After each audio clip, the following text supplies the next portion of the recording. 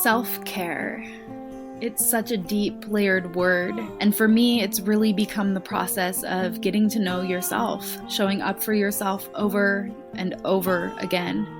In creation of the Self-Care Creature podcast, I want to teach you, too, how to have a relationship with yourself. We're going to dive into the psychological and physiological unfoldings of adopting what I love to call a self-care lifestyle. This podcast is here to help you, the stressed out but spiritually minded individual who can feel that wild calling in your heart, who wants to develop self-care rituals to support your daily living, give you the confidence and know-how to live through your intuition and raise your self-worth. You deserve it. You are capable of this. And I want to help you understand how the hell to get there, what it actually means, and how do you actually live it. That's where my intention is with this podcast. The Self-Care Creature podcast, brought to you by me, your host, Courtney Klopp. Let's dive in.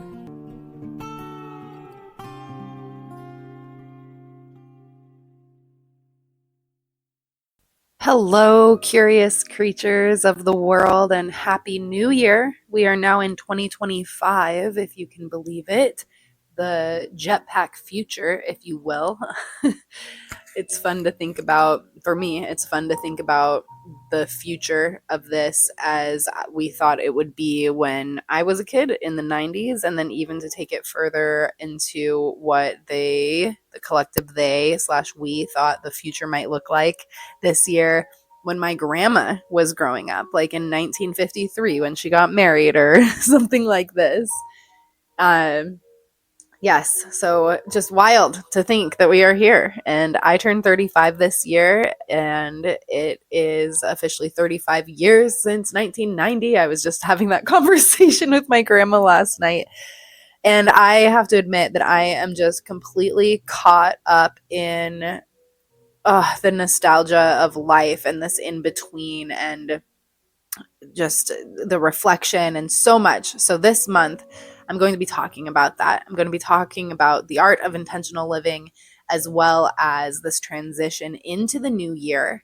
And as we come into this new year, I want to invite you to take a moment of pause if you haven't already. I've been really trying to cultivate moments of pause amidst the busyness over the last month, and I've been really trying to pause before moving forward and just give myself space to be and flow and breathe and have some realizations as we transition into the winter season, which happens to be the new calendar year time as well. So we're going to be talking a bit about this transition and entering into a new year, the do's and don'ts that I recommend from the self-care lens.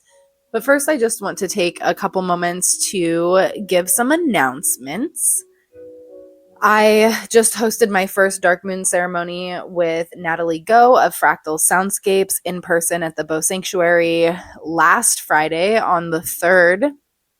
And it was a beautiful sold out event. And so far the feedback has been tremendous. Bringing people together, people that are spiritually curious together to take on these traditions that have lived in the world for a very, very long time, traditions and rituals, and more than anything, just creating a space for community to come together and to meet people and to brainstorm and to intention set and this kind of thing. So this is a monthly experience that we will be bringing to the community for 9 months out of the year this year.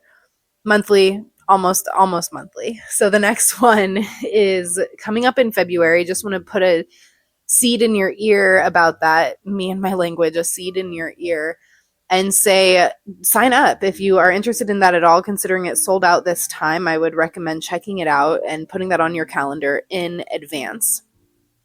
There are a few other self-care things that you can put on your calendar if you are interested in my seasonal self-care workshops. The first one is coming up on January 25th. These are on Saturday 4 times this year, and you can save $60 if you do commit to all 4. There was an individual that did that last year, and she gave some pretty incredible feedback. She said that it was really nice to have it to look forward to have already planned that time for herself, that her schedule just ended up kind of folding around it, and it worked out rather than having to cancel or not being able to make one. And she just had a lot of good things to say about dedicating that time and space for herself for a year ahead. So highly recommend that if you have the means for it, in being able to plan and whatnot. And the other online check-in space that I like to offer to community is through what I'm calling now the Creature Check-in space, which was previously the Creature Calibration Circles. These are on the first Wednesday of every month at 6:30 p.m. and this is more of a space to just check in on our self-care journeys and see how we're going. This year, this class is going to be hosted through my Patreon. So you can sign up for my Patreon for as little as $9 a month to be a part of the online classes, $3 a month just to support and read some poetry and some shared insights from me every month. Also, I have an in-person monthly meditation class that I co-host with my co-worker and colleague and very good friend, Seishin. And that is, if I didn't just say it, at the Bow Sanctuary. So basically, every month we have the Dark Moon ceremonies, we have a check-in space online, and we also have an in-person meditation space. And I just want you on top of, as we're coming into how will you care for yourself this year and transitioning into the new year, to maybe just think about these spaces, whether it's in my work or with others, of course, just taking that time for yourself. Where might you take that time for yourself in this year? So transitioning back into our episode today, navigating the post-holiday feels, I just want to name and acknowledge that this is coming to you from me because I am feeling some post-holiday weirdness. And I definitely just feel off kilter. My self-awareness and my neurodivergence is swirling around. And as I feel a little off, I'm also recognizing that this is a pattern and that this is normal and I'm exactly where I need to be, that I know how to support myself and I know how to guide myself right back to the path and to feeling more grounded, stable, clear, and centered, I guess would be a great way to say that. And I was just thinking to myself, like, gosh, I feel like this has to be, so this can't just be me, of course, because it's never just me, but this is also, I think, really common for a post-holiday situation. And I think it's really interesting from the capitalistic perspective that it's like, okay, we have all these holidays and it's like a really busy, fun, big hype time. And then it's like New Year's, let's set goals and resolutions and really make it the best year yet and get into this new year with a bang. And then we just go off. And it's just like a lot of hype in two seasons, fall and winter, that traditionally tend to be a lot more mellow if we're looking at nature for some guidance. And the one thing, though, that I will say is that the celebration and the holiday time is really beautiful. And it's really special to me because humans across many traditions around the globe for a very long time have created their own light and their own sense of gathering, especially in the cold and dark months. And so, as much as I love that for us, I just want to name that the holiday season, especially because like holidays, although can be very traditional, they also tend to hold a bit of capitalistic weight as well. And so there's just some weirdness, you can feel out of place. You might feel drained. You might feel overwhelmed. And I am here to share with you, as I am feeling that way right now, in some regards, just feeling a little off, which I'll get into why and share about my holiday month off, is normal. It's completely normal. However you are feeling, what if that is completely normal? It's interesting to live in a society that is like kind of hyper focused on what is wrong with me. And what if there's nothing wrong? What if there is nothing wrong and you're just learning how to support yourself with what is arising? It's a little bit of a different perspective. So yeah, I'll share. In this last month, I've been doing a lot of lounging and spending time with family, and I specifically had a really big check out week between Christmas Eve and New Year's Day. So a full week. I had a really good old friend coming coming that came and stayed with me and was just part of the family basically for a week. And that was really, really special. And for so many reasons.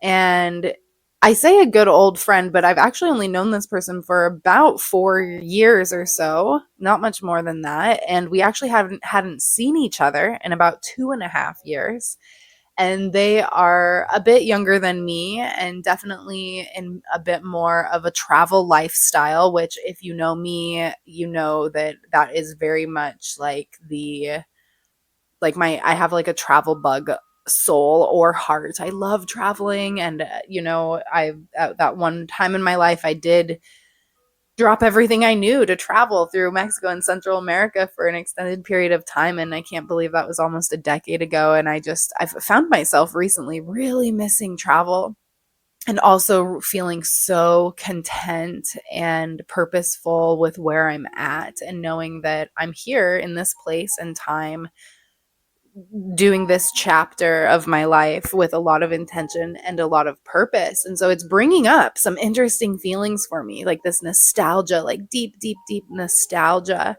of where I've been and who I am and where I'm going. And oh, it's just bittersweet. Bittersweet. I think that's the best way. And I don't know why. Why is it bitter? Bitter because nostalgia can be a little bitter, and it's also super sweet because it's like, oh, it just fills the heart up in those special ways. I'm trying to articulate the best way to explain this bittersweetness for me, because I think I always have an itch. I've always had an itch. Like I need something different and better and looking forward to the future. And coming home and moving home to be here with my grandparents in their last years has like really just changed so much for my life. It's been a huge, huge commitment and trajectory of growth shift that I could not have foreseen for myself. And, it's moving home at age 29. So I'm in my Saturn return, which is a time of growth, planetary growth. Um, anyway, if you're into astrology and the birth chart, and then coming back to your hometown where you grew up, and if your family is there on top of it, like anytime going back to roots like that, where your nervous system developed, where you had core memories taking place in your life, where you basically all of your buttons and triggers were formed and developed in various circumstances and places, coming back to that type of place is going to challenge you. It's going to bring on a lot of growth. That, have you ever heard that phrase, if you think you're healed, go visit your family? I think it's a great, silly phrase for the holidays, but also like making the decision to go home, to move home, and to be close to family and to be relating with family and learning how to take care of family in a kind, calm, collected, heart-led way. It's been big growth. It's been big growth for me. And then, of course, in the midst of it,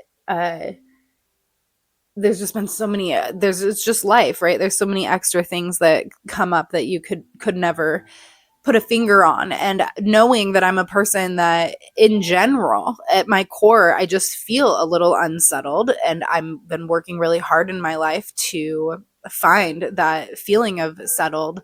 I also know that I love traveling and I love going out and doing things, and I'm so grateful for this commitment to be here in Skagit Valley and to have committed to this space to live here and to be here at this time. But oh my gosh, especially with a visit with such a close friend that is in the travel lifestyle, like that's just the way they live right now, it's just got me thinking a lot about where I'm at and where I want to go in my life, and also while basking in this beautiful home base that I have created for myself. And yes, there are a lot of layers here that I feel like I could continue to go on about: living alone, not having a partner, the portal of learning about myself in that way and through those particular commitments, because living with people and being in partnership offer different types of growth and living. And I heard a quote recently on TikTok that says, "Are you healing or are you self-isolating from things that won't trigger you?" And it just is the absolute best check-in question I've come across in a very long time. And I love, love, love an opportunity to be called in and to check in on myself, because especially living alone, it could be easy to be self-isolating from shit that doesn't trigger me, right? So it's a balance of learning how to do your work. And there are times where I think, is it time for me to maybe live with somebody else so that I can do a different type of work? Yes, my mind has been wandering around through the nostalgia of life. And again, just coming back to recognizing that I do have some crossroads on the horizon of my life still. I keep wondering and coming back to this question: where will I be and what will I want to do when my grandma's time comes to pass across the veil into the bardo and the other side? She's well, but she's also 94, and so I'm just thinking a lot of what I want to focus on into 2025. And as I had shared on my winter update in Patreon, that has landed me in balancing in-person workshops with an even greater focus for my online courses and my Patreon page. Let's get back into diving into navigating the post-holiday feels specifically. And that's just a note to me to get back to my outline, because I feel like I'm rambling a little bit. Part of what is challenging for me at this time in this recalibration is my focus and my time management. I think it's a neurodivergent thing. Again, I live an undiagnosed neurodivergent life, but I'm pretty damn fucking sure that I have ADD, ADHD, or I'm on that spectrum. I wonder sometimes if I have autism as well. I know that I'm dyslexic. Like, who knows? Maybe I will seek out a diagnosis at some point. But when I recognize that when I'm under stress or I've had a change in routine or things like this that come up against what we've been feeling or navigating through the holiday season, is that my brain has these troubles. I have trouble focusing. I have a really challenging time with time management. And again, it's that continuation of supporting yourself. So as we move into this, sharing just a little bit more of how to navigate through some of these feels, and whether it's post holiday or just any time you recognize that you're in this space, I want to remind you to just take what resonates and leave the rest, and know that I'm always open to questions and feedback. There is a podcast form that you can pose your questions and or suggestions or things there. You can also always email me.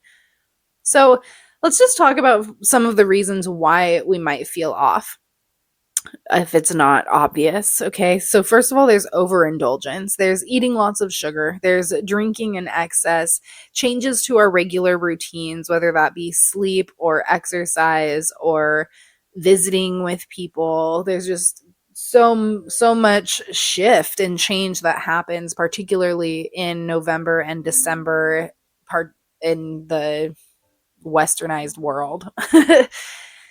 And so with that comes emotional highs and lows, whether time with family and friends brings joy or it brings tension or old wounds. There's just so much that can arise within all of it. And then, as I had previously touched on, that isolation, the difference between spending time with people and just being alone, there can be feelings of disconnection that arise or linger. And that ends up coming up for me a lot. I've recognized that's at least what I'm resonating with at this time, is that I find it a graspy feeling of connection. Like, no, I need this. I need to hold on longer. And So again, just noticing. And for me, I'll give some other helpful tips in this episode as well. But for me, I'm just, this year, I've really learned how to turn that sensation. When I notice that sensation, I know it's a lack of connection, and learning to turn that connection and support back onto myself, asking myself, what do I need right now?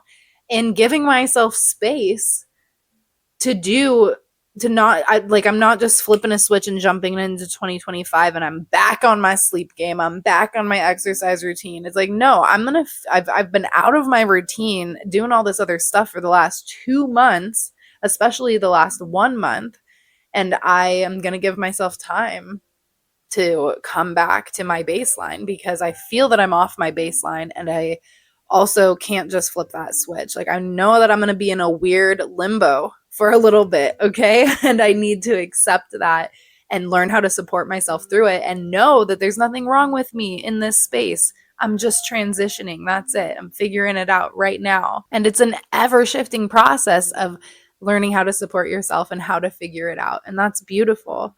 And that's what this is all about. But we must also, rather than saying what is wrong with me or getting swept up and caught up in the discomfort that might arise, bring in some understanding and remember that there are a lot of factors at play here, and it's usually never just one thing. The other thing that might be having you feeling off air are all these transitions, right? There's a lot of moving around and transitioning and expectations, whether that's in personal or professional or cultural type life, moving from the holiday season back into regular life, and also anticipating the new life changes, and then catching up with all of the people over the last couple of months. Like, it's just a lot of transition. It's a lot of energy, and it can take time, transitional time, to really land back to your center space. And that brings me to supporting yourself. Acknowledge and honor your feelings. Can you do it without judgment? Because whatever you are feeling right now is valid, and it is okay to feel off or out of place. Remember that you're learning how to support yourself constantly, consistently, continuously. It is a never-ending journey. And yeah, sometimes it's just uncomfortable to be out of place, but if you can come to it with understanding and compassion and support, it'll feel a lot lighter. Often it will feel a lot lighter. So I encourage you to be in that space with yourself, whether that's through meditation, through journaling, through a hand on your heart, maybe breathing deeply, maybe rewinding this and just hearing my words again and repeating them to yourself. There are so many different ways that you can take space for yourself. And of course, I love the option of a cozy ritual, like a warm bath or a candle or just extra time to rest, these kinds of things.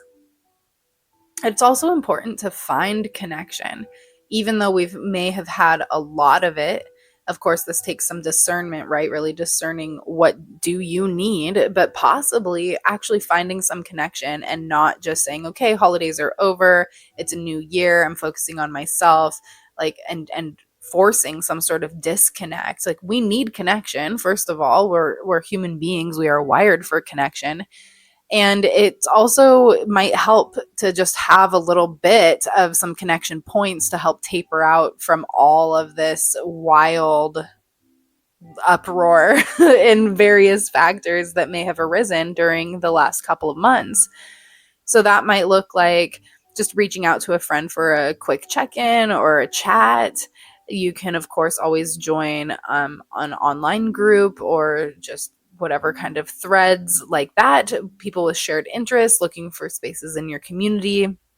And then, like I'm saying, continue to connect with yourself as well through practices like journaling, movement, creativity.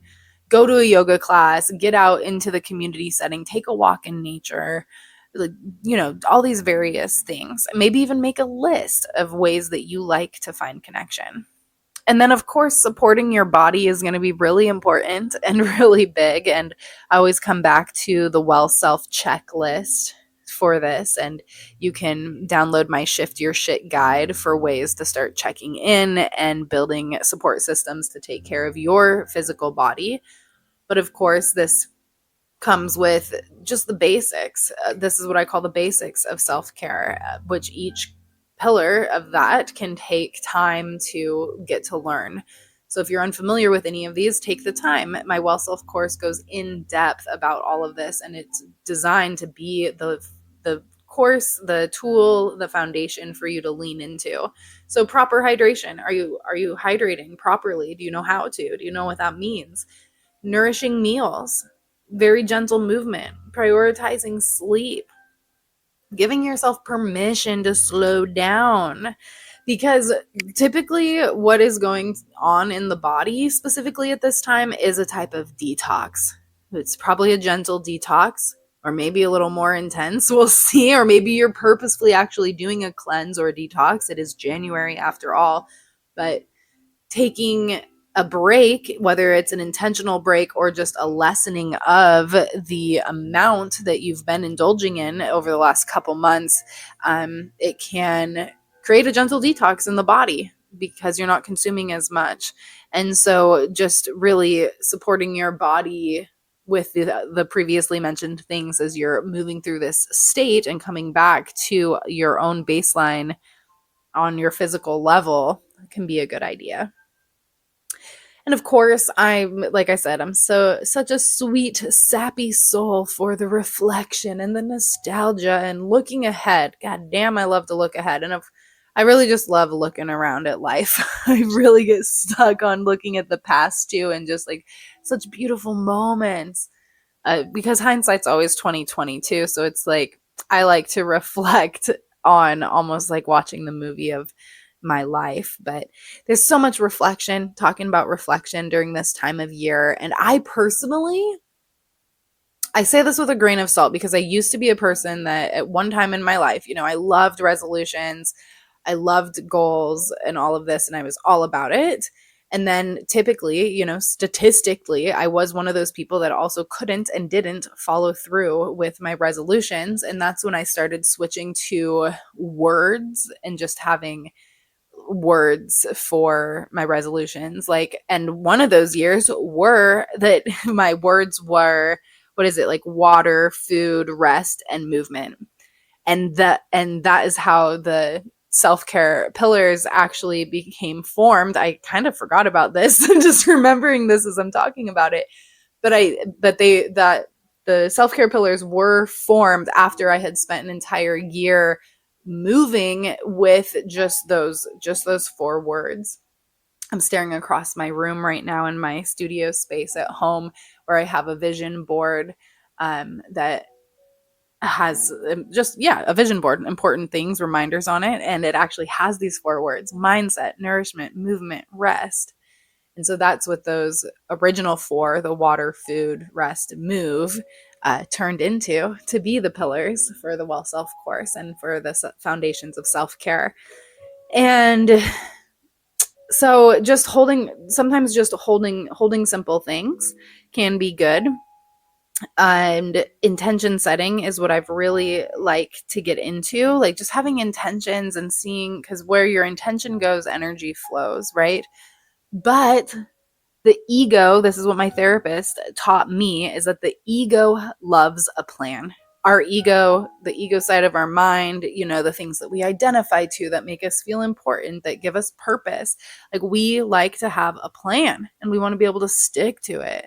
And so I think that's partly why I have actually moved away from specific resolutions and kind of encourage people to do the same to some extent. It's always individual. And when I talk to clients about things like this, I have to get a gauge for their relationship with the word resolution and the type of resolutions that they want to set for themselves. So I invite you to take, again, some discernment and think about that for yourself. For me, I now realize that when I really want to plan something and go step by step and get really excited about, like, okay, this is what I'm doing and we're doing it, and like it's like this sensation of trying to fit myself into a space so that I can check off a box. That to me is what an ego strategy feels like. And ego strategies are not very stable. I'm really being thrown back to a conversation I had with my therapist about those ego strategies are like shaky floorboards that could break at any moment, and we're building in extra tools to be able to make sure that we have a strong, safe, and stable foundation. And so all of this, all of life, and especially when it comes to New Year's, I just want to remind you that it's not about trying to fit yourself into a specific box or to just check off certain boxes. If you find yourself here listening in on this corner of the internet, of this corner of the world, it is because you want to get to know yourself well and you want to support yourself in that endeavor. And that is so much more, it's so much deeper than just checking off boxes. And again, this is what has kind of led me down this rabbit hole of health and wellness, because I started in the personal training world where I'm at the gym, I'm going to the gym every day, I'm checking the boxes, and I did that for so many years, and it was just like I cannot continue to just check boxes. I don't feel like I at some point I have to trust myself to know myself. And when I took that path is when life really started opening up in some different ways. And so, yeah, the deeper lessons are about learning about our patterns and what triggers us and how we actually navigate the path. Ego loves a strategy, creates the path, there it is. But how do you navigate that path? If you know you're going to fall off that path, if you know you're the type of person that falls off from the resolution, just like, how do you support yourself in that space? Because you're not backsliding, you're not going back to square one. You don't have to slide down the chutes and come all the way back to square one. Like, that's not it. That's not how life works. You're never starting over. And I think that's what drew me to creating these spaces and tools in the world, is because I realized that I was stuck in that cycle. And I saw so many other people around me stuck in that cycle that it's just like, I'm trying and it's not really working. And now I'm back to square one and I'm trying. And, and then maybe I take some time off and maybe I try and come back. And that is part of the process. But I think that we need to have different language around it, because it's not constantly starting over. It's not beginning anew. Your life continues and life just keeps going. And that is what is so beautiful and so heartbreaking about life. So I say keep going, keep reflecting, and choose things, intentions, resolutions, goals, whatever resonates with you, however you want to do it. And it is okay if you have resolutions and there are things that, if that I'm saying that you're like, well, actually resolutions work for me. Heck yeah, good for you. Don't let what I'm saying have to change your mind. I'm just saying check in and make it realistic for you. And if you want an end of year reflection exercise, an in-depth one, feel free to jump on the Patreon, because I posted one there for my patrons. I'm not going to go into the in-depth process of it here, but it is available to all members, all tiers, and it was posted on December 17th. So here are some closing thoughts, okay? I want to, first and foremost, just reassure you that if you are feeling off, weird, emotional, just got some dysregulation happening, I just want you to know it's normal. It's normal and it's temporary. And can you hold yourself in the duality of both letting yourself be in it and supporting yourself in the way to let this tide keep rolling and switch and flow. And I want to remind you to please be gentle with yourself as you're in this process, to honor who you are, trust that you can move forward and you can move at your own pace, that there is no rushing, that you are right on time, that you are figuring it out, and that all is okay. Is that possible to believe and to hold yourself with that? And is it possible to offer some gratitude for yourself, for the presence that you are bringing to your own life? I want to invite you to really take a breath with me here. Okay? Let's take a nice deep inhale if you can, expanding in the belly.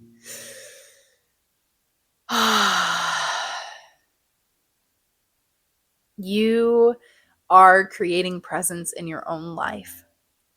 And can you feel some gratitude for that? Because that presence ripples out and it allows you to be present for others in your life.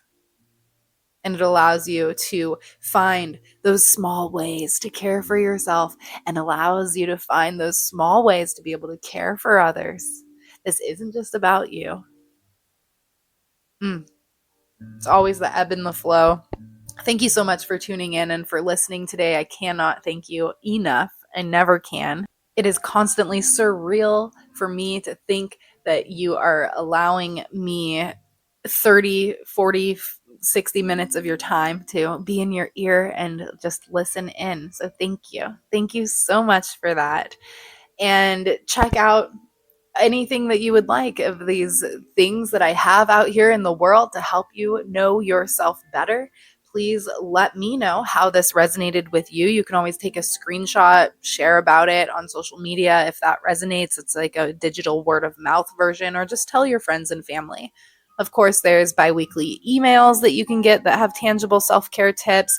If you were feeling generous and you want to leave a virtual tip, there is a link for that in the show notes. You can also leave a review. Apparently, reviews are really important for podcasts. So if you could leave a review on whatever platform you're listening on. The next episode will be dropping on January 24th in 2 weeks, and I will be discussing the art of intentional living. So if you have any specific questions about that, feel free to drop them in. If there are specific things that you want to hear about or people that you want to hear from to be on the podcast, let me know.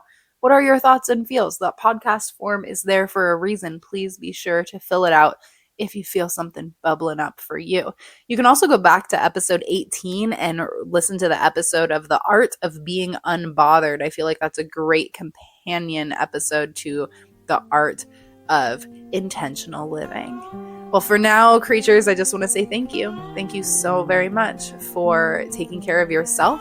Shout out to my patrons especially. Thank you so much for your support. And I will talk to you soon. Cheers.